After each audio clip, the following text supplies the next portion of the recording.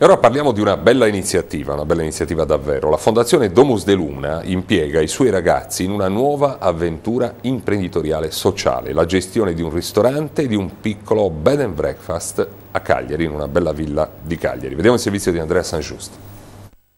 Il lavoro di Domus de Luna al fianco di bambini, ragazzi, madri giovani e giovanissime in difficoltà cresce, si arricchisce con un progetto calibrato, la gestione di un ristorante e di un'affittacamere, la versione più piccola, oltre che linguisticamente autarchica, del bed and breakfast.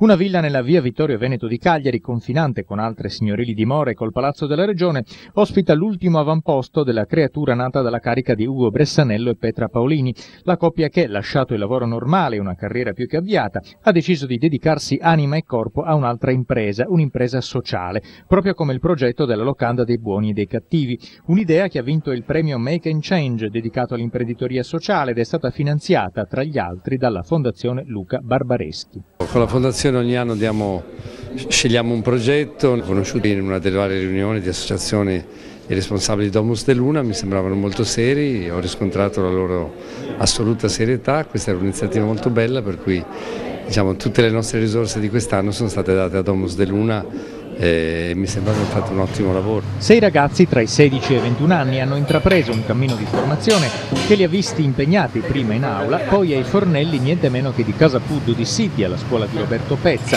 quella che si dice un'eccellenza. Una mano l'ha data anche il ristorante Flora di Cagliari. Nella piccola pensione 3 mamme, seguite da una responsabile, si curano di 5 stanze, tutte con bagno. I prezzi riportati dal sito vanno dai 50 euro della singola ai 90 della doppia, per la suite ovviamente si sale. L'arredamento preesistente è classico ed elegante, vivacizzato dalle opere di Trev Writers, gli artisti della strada, di livello. Il salone è dotato, come si dice, di tutti i comfort e la lavanderia interna.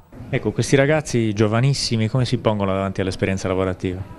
È dura, è bella ma è molto dura, è un salto, mi verrebbe da dire un salto quantico per usare espressioni fisiche, ma veramente è un salto di dimensione, però nel momento in cui viene compresa è anche una nuova opportunità che altrimenti sarebbe difficile avere.